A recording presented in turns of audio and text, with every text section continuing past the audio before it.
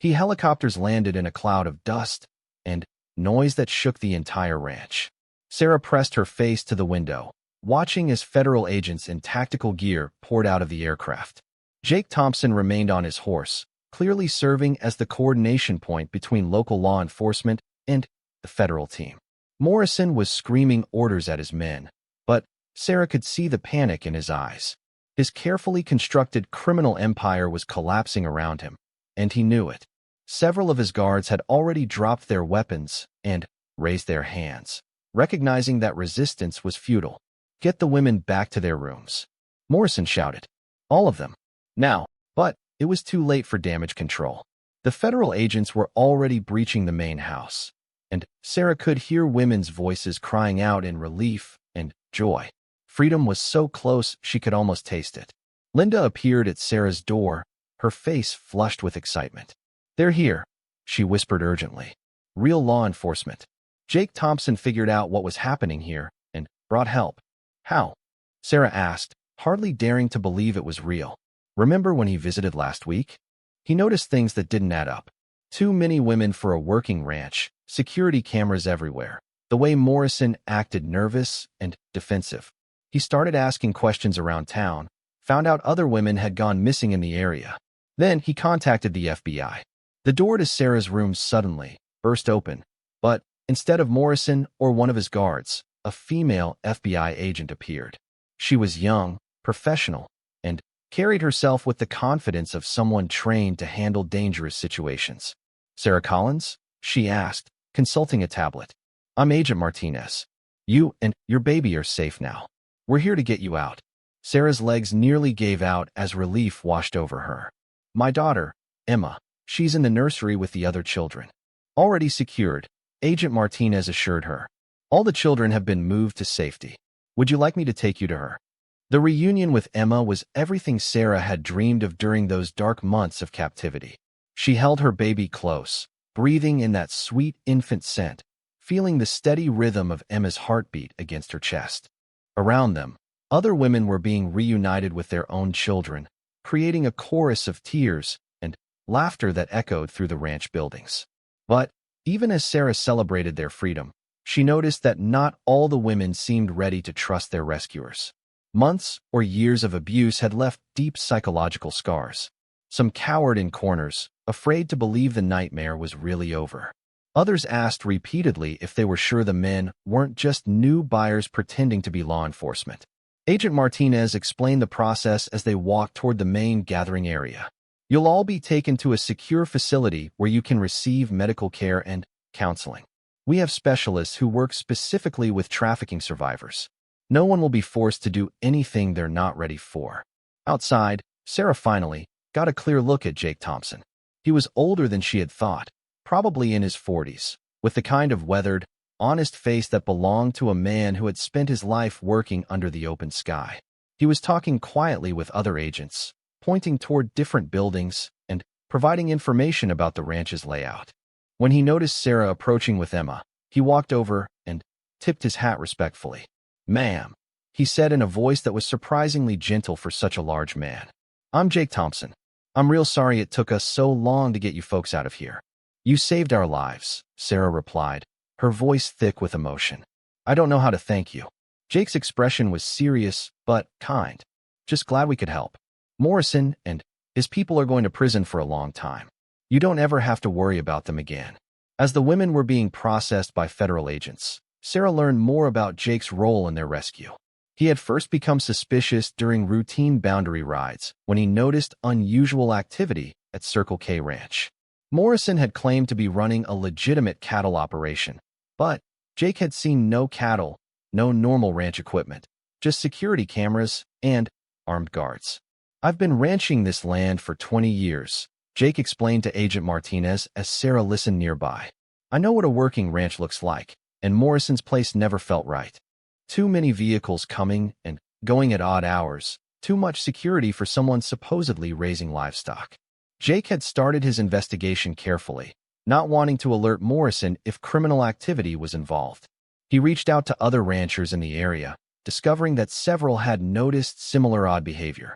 When he learned that multiple women had disappeared from nearby towns over the past few years, he contacted federal authorities. The FBI had been tracking Morrison's organization for months, but they needed evidence to move forward. Jake's local knowledge and willingness to coordinate with law enforcement had provided the breakthrough they needed to locate the ranch and plan the rescue operation.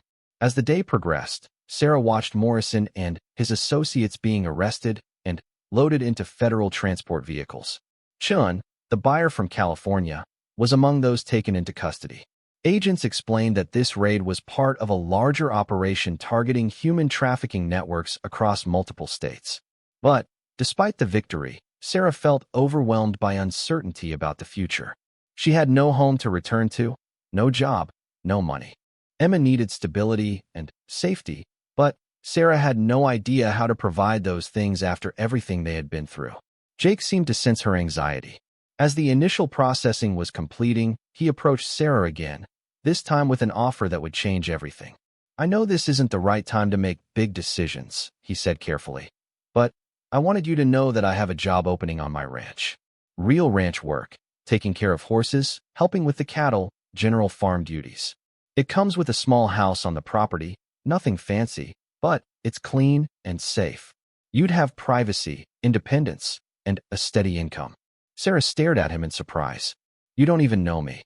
Why would you offer something like that?"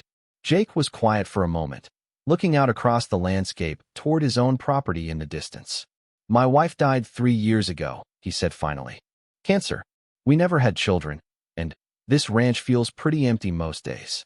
I've been thinking about hiring help, but I wanted to find the right person, someone who needed a fresh start as much as I needed the company." He turned back to Sarah with a smile that was both sad and hopeful. "I'm not looking for anything except honest work and maybe some conversation over dinner once in a while. You and Emma would have your own space, your own life. But you'd also have backup when you need it, and a place where you never have to worry about being safe." Sarah felt tears starting again, but these were different from the tears of fear and despair she had grown accustomed to. These were tears of possibility, of hope for a future she had thought was lost forever. "I don't know anything about ranch work," she admitted. "I don't know anything about babies," Jake replied with a gentle laugh. "Guess we'll have to learn from each other." Agent Martinez had been listening to the conversation, and she stepped forward to address both of them. "This is highly irregular," she said, "but given the circumstances, it might be the best option available. Mr. Thompson, you understand that Sarah will need ongoing counseling and support as she recovers from her trauma?" "Yes, ma'am," Jake nodded. "There's a good clinic in town, and I'm willing to help with transportation or whatever else she needs." Over the next several hours, arrangements were made for Sarah to stay at a temporary shelter while her legal situation was sorted out and while she decided whether to accept Jake's offer. But even as agents explained the various programs available to trafficking survivors, Sarah found herself thinking about the quiet strength she had seen in Jake Thompson's eyes. Here was a man who had risked his own safety to rescue strangers, who had spent months carefully investigating and planning to make sure the operation succeeded. He had asked for nothing in return, and now he was offering her a chance to rebuild her life on her own terms. The temporary shelter was comfortable and safe, but after 3 days, Sarah knew what her answer would be. She had spent her whole life depending on people who had ultimately betrayed or abandoned her. Jake Thompson was different. She could sense it in the way he spoke to her, with respect rather than ownership, with kindness rather than manipulation. When Jake came to visit, bringing a small stuffed horse for Emma and a bouquet of wildflowers for Sarah, she made her decision. "I'd like to try," she said simply. "The job, I mean, if the offer is still open." Jake's face lit up with the first genuine smile Sarah had seen from him. "It's open," he said, "for as long as you want it to be." The move to Jake's ranch happened gradually over the following weeks. Sarah started by visiting during the day, learning to care for the horses, and helping with basic farm chores while Emma napped in a portable crib that Jake had thoughtfully purchased. The work was hard but satisfying, completely different from the meaningless drudgery she had endured at Morrison's place.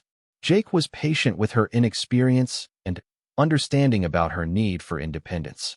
He never pressured her to share details about her captivity, but He was always available when she needed someone to listen. Slowly, carefully, Sarah began to trust again. The small house Jake provided was perfect. 2 bedrooms, a tiny kitchen, and a front porch that looked out over rolling pastures where cattle grazed peacefully. For the first time in her adult life, Sarah had a space that was truly her own, where she could make decisions about everything from what to cook for dinner to how to decorate Emma's nursery. Emma thrived in the rural environment. At 6 months old, she was fascinated by the horses and cattle, laughing with delight whenever Jake let her pet the gentle ranch dogs. Sarah loved watching her daughter experience the simple joy of outdoor life, knowing that Emma would grow up with freedom and security instead of fear and uncertainty. The healing process wasn't always easy. Sarah still had nightmares about Morrison and his men. Sometimes she would wake up in a panic, convinced that the rescue had been a dream and that she was still locked in that concrete cell. But Jake was always understanding when she struggled, never making her feel broken or weak. Healing isn't a straight line, he told her one evening as they sat on her porch watching the sunset. It's more like learning to ride. You fall off sometimes, but that doesn't mean you're not getting better at it. 6 months after her rescue, Sarah received news that Morrison had been sentenced to life in prison without the possibility of parole. Chun and the other buyers were also facing lengthy sentences. The trafficking ring had been completely dismantled, and several other women had been rescued from similar operations across the country. The news brought closure, but Sarah realized she didn't need it to move forward. Her life was no longer defined by what had happened to her, but by the choices she was making every day to build something better for herself and Emma.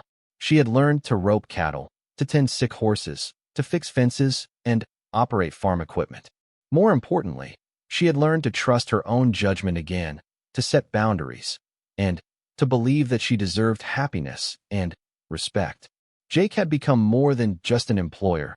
He was a friend, a mentor, and gradually, something more.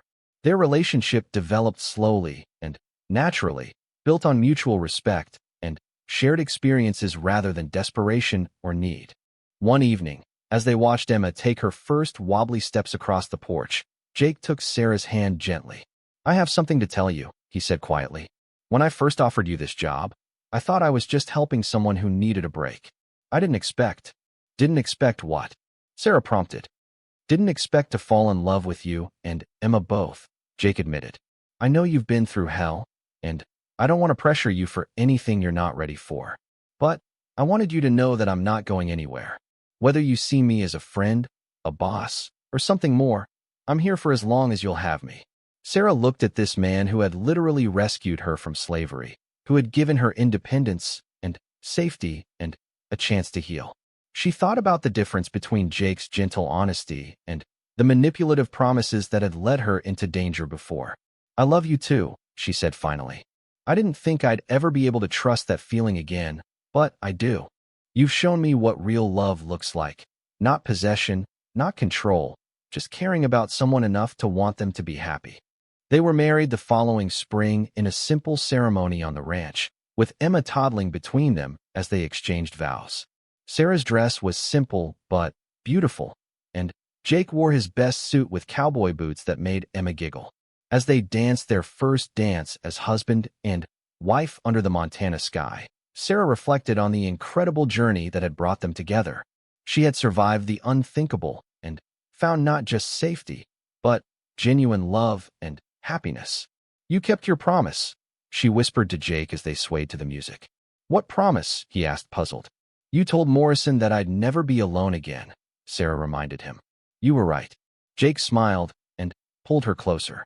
"That's one promise I intend to keep forever."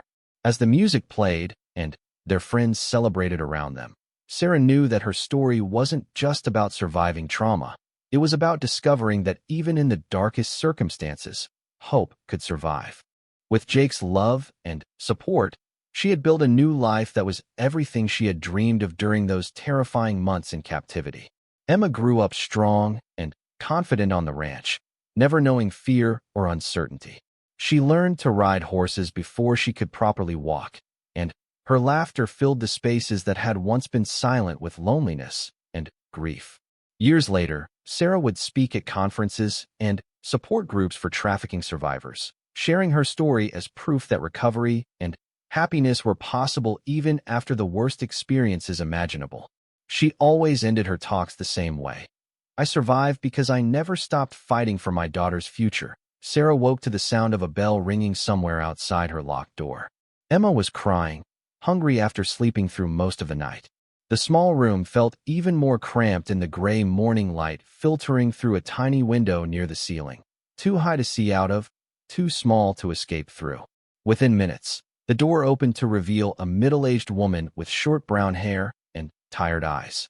She wore simple work clothes and carried a tray with bread, milk, and what looked like baby formula. "I'm Linda," the woman said quietly, glancing nervously toward the hallway. "I've been here 2 years. Morrison sent me to explain how things work." Sarah accepted the tray gratefully, her stomach aching with hunger. "How did you end up here?" she whispered. Linda's face darkened. "Lost my job, couldn't make rent. Someone told me about work opportunities on a ranch. By the time I realized what this place really was, it was too late." She paused, watching Sarah feed Emma. "Listen carefully. There are rules you need to follow if you want to survive." Over the next 20 minutes, Linda explained the harsh reality of life at Circle K Ranch. The women were divided into different groups based on Morrison's twisted business model. Some were forced to work in what he called entertainment services for wealthy clients who visited the ranch. Others were used for manual labor, cooking, cleaning, and maintaining the property. A few, like Linda, had been designated as supervisors to keep the other women in line. "What about the babies?" Sarah asked, her voice barely audible. Linda's expression became even more grim. "Depends on Morrison's mood and how much money is involved. Some buyers want the complete package, mother and child. Others." She couldn't finish the sentence, but Sarah understood. The work assignments were brutal. Sarah was put in the laundry detail, washing clothes for Morrison's men, and the constant stream of guests who visited the ranch. The industrial washing machines were ancient and dangerous, with no safety guards and exposed electrical wiring. The chemical smell from the cleaning solvents was so strong it made her dizzy, and she worried constantly about what exposure might do to Emma, who had to stay with her throughout the workday. Every meal was a reminder of their captivity. The women ate in a common area under the watchful eyes of armed guards.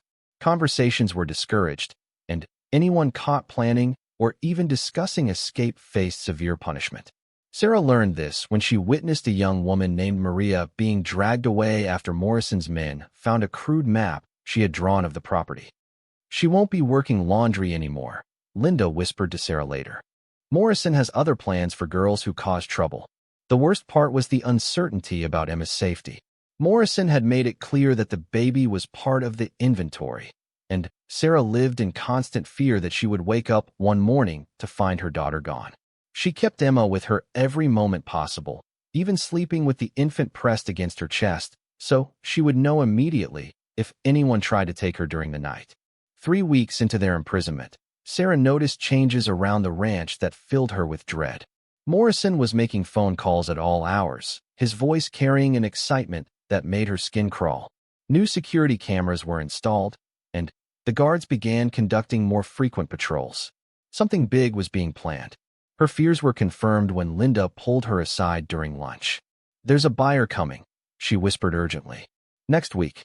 Morrison's been bragging about a premium package deal he's arranged.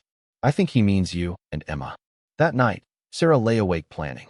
She had studied the guard rotations, memorized the locations of the security cameras, and identified potential weak points in the ranch's defenses. But every plan seemed hopeless. Even if she could somehow get past the guards and the dogs, she would be alone in the wilderness with a baby, no transportation, and no way to call for help. The next morning brought unexpected visitors. Sarah was hanging laundry when she heard the sound of horses approaching. Through the fence, she could see 3 riders, ranch hands from a neighboring property, judging by their worn cowboy hats and work-stained clothes.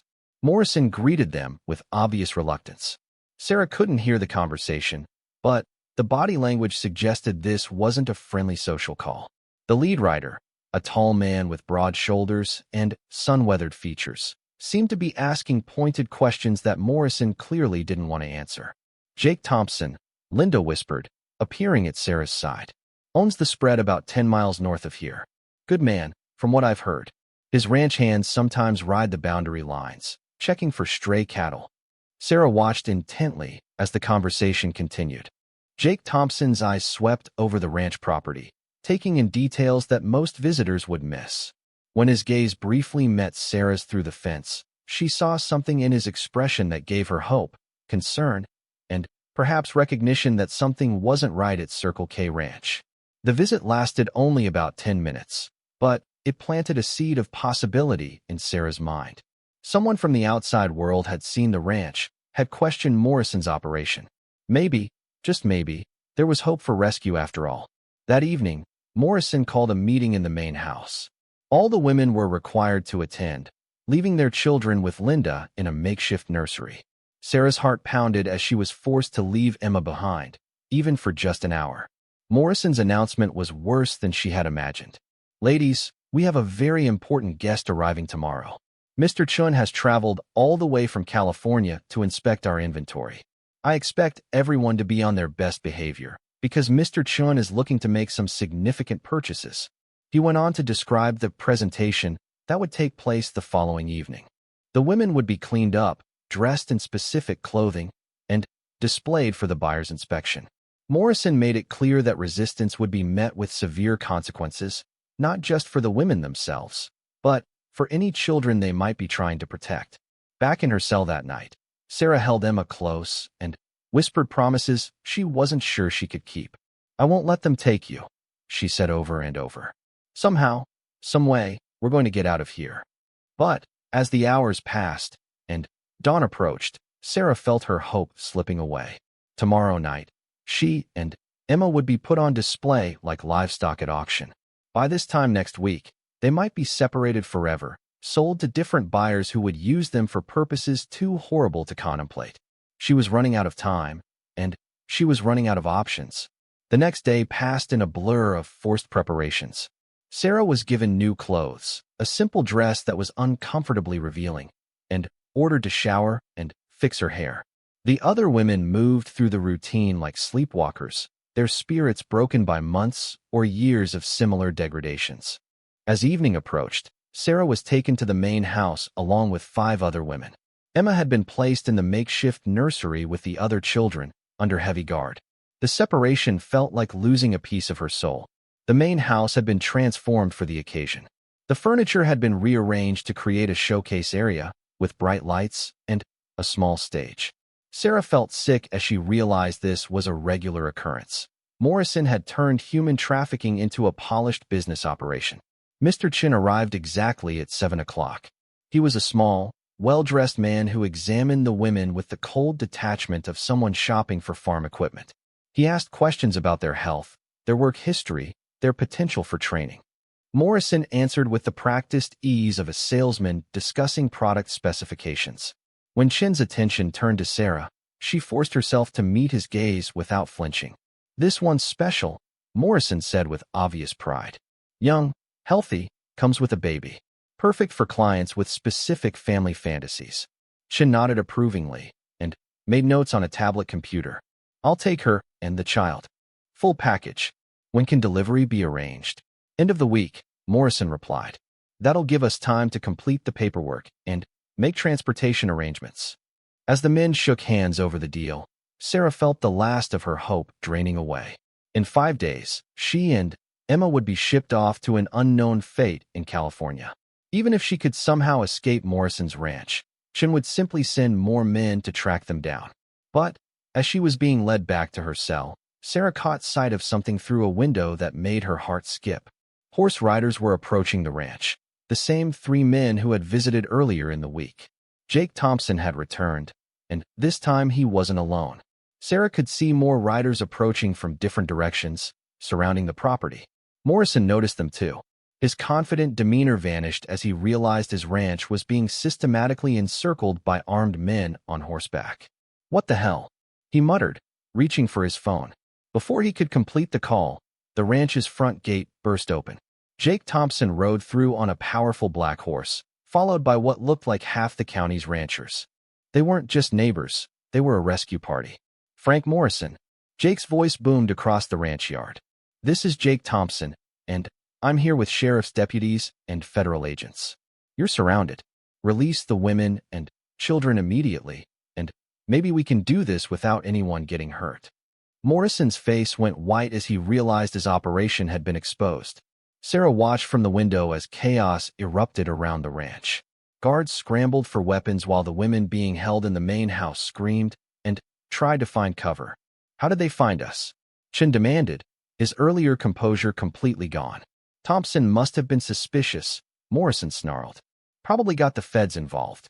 Through the window, Sarah could see Jake Thompson sitting tall in his saddle, completely calm despite the guns being pointed at him from multiple directions. There was something about his presence, a quiet strength and unshakable determination, that made her believe, for the first time in months, that rescue was actually possible. The standoff continued for several tense minutes, with Morrison's men clearly uncertain about whether to fight or surrender. Morrison himself seemed to be calculating the odds, weighing his options as law enforcement officers took positions around the perimeter. Then, Sarah heard the sound that changed everything, the unmistakable whine of helicopter rotors approaching from the east. The cavalry wasn't just coming on horseback. The federal agents Jake Thompson had mentioned were arriving by air, and Morrison's isolated ranch was about to become very crowded with law enforcement personnel. This is over, Morrison, Jake called out again. You've got nowhere to run, and every second you wait makes things worse for you. Let the women and children go, and we can end this peacefully. As Sarah watched the drama unfold, she dared to let hope back into her heart. Rescue was within reach, but she knew the next few minutes would determine whether she and Emma would finally taste freedom, or whether Morrison would choose to go down fighting. Taking his victims with him, Sarah clutched her 3-month-old baby closer to her chest as the dirty pickup truck bounced along the dusty road. The infant's tiny fingers wrapped around hers, completely unaware of the nightmare they were trapped in. Through the cracked window, she watched endless fields of corn stretch toward the horizon, each mile taking them further from everything she had ever known. Stop crying, growled Marcus from the driver's seat, his bloodshot eyes glaring at her through the rearview mirror. You brought this on yourself. Sarah bit her lip to silence the sobs that threatened to escape. 6 months ago, she had been working double shifts at the diner in Millfield, saving every penny for her baby's arrival. She had dreams then, simple dreams of a small apartment, maybe a little garden where her child could play. Those dreams felt like they belonged to someone else now. The trouble started when her landlord, Mr. Peterson, began demanding more than just rent money. When Sarah refused his advances, he evicted her with just 2 days' notice. Desperate, and 8 months pregnant, she had nowhere to turn. Her parents had disowned her when they learned about the pregnancy, calling her a disgrace to the family name. Marcus had appeared like a savior at first. He found her sleeping in her car behind the diner, offered her a warm meal, and a place to stay. Just temporarily, he had promised with a smile that never reached his eyes. Until you get back on your feet. But temporary became permanent when Marcus began showing his true nature. He controlled every aspect of her life, what she ate, when she slept, who she could talk to. He took her ID, her social security card, even the few family photos she treasured. When baby Emma was born, Marcus was there at the hospital, telling the nurses he was the father, though everyone could see the baby looked nothing like him. You owe me, he would remind her daily. Room, board, medical bills, it all adds up. You work for me now until your debt is paid. The work turned out to be cleaning houses for Marcus's associates, men who looked at Sarah with hungry eyes and spoke in whispers about things that made her skin crawl. She quickly learned not to ask questions about the white powder hidden in kitchen cabinets or the bundles of cash stuffed in freezers. Now, 3 months later, Marcus was taking her somewhere new. He had been making phone calls all week, speaking in code about fresh merchandise and premium packages. Sarah's blood ran cold when she realized he was talking about her and Emma. Where are we going? She finally gathered the courage to ask. Marcus laughed, a sound like gravel in a blender. New opportunity for you, sweetheart. Friend of mine runs a ranch out west. Needs help with special services. You and the kid will fit right in. Sarah's hands trembled as she understood the implications. She had heard whispers about such places from other girls who had worked for Marcus, girls who disappeared and were never seen again. Places where women were bought and sold like cattle, where babies were separated from their mothers and shipped to the highest bidder. The truck stopped at a gas station in the middle of nowhere. Marcus got out to pump gas, leaving Sarah locked inside with Emma. She looked around desperately, hoping to catch someone's eye, to signal for help. But the station was nearly empty except for an old man buying lottery tickets and a trucker heading into the restroom. Through the window, she watched Marcus talking on his phone, gesturing angrily. She could only catch fragments of the conversation, but words like clean and untraceable made her stomach churn. He was setting up the final details of their sale. When Marcus returned, he tossed a stale sandwich and a bottle of water into the back seat. "Eat up," he said. "Got about 4 more hours of driving. Boss wants you looking healthy when we arrive." As they pulled back onto the highway, Sarah noticed a sign, "Welcome to Colorado." They had been driving for over 8 hours. She tried to memorize landmarks, anything that might help her find her way back if she ever got the chance to escape. But the landscape was becoming more desolate with each passing mile. Just endless stretches of grassland punctuated by the occasional farmhouse or grain silo. Emma began to fuss, and Sarah realized it was feeding time. She had been breastfeeding since birth, but Marcus had been pressuring her to switch to formula, claiming it would make her more available for work. The thought made her sick, but she knew arguing with him only led to bruises that took weeks to heal. "Can you turn up the heat?" Sarah asked softly. "The baby's getting cold." Marcus ignored her, turning up the radio instead. Country music filled the truck, songs about freedom and wide-open spaces that mocked their current situation. Sarah closed her eyes and tried to imagine a different life, one where she and Emma could listen to music while baking cookies in their own kitchen, where no one could hurt them or sell them like property. The sun was setting when they finally turned off the main highway onto a dirt road. Sarah's heart sank as she realized how isolated they were. Even if she managed to escape, where would she go? The nearest town was probably 50 miles away, and she had no money, no phone, no way to contact help. After what felt like an eternity, they approached a collection of rundown buildings surrounded by barbed wire fencing. A hand-painted sign read Circle K Ranch, but something about the place felt more like a prison than a working farm. Security cameras were mounted on every building, and Sarah counted at least 3 men patrolling the perimeter with dogs. "Welcome to your new home," Marcus said with a cruel grin.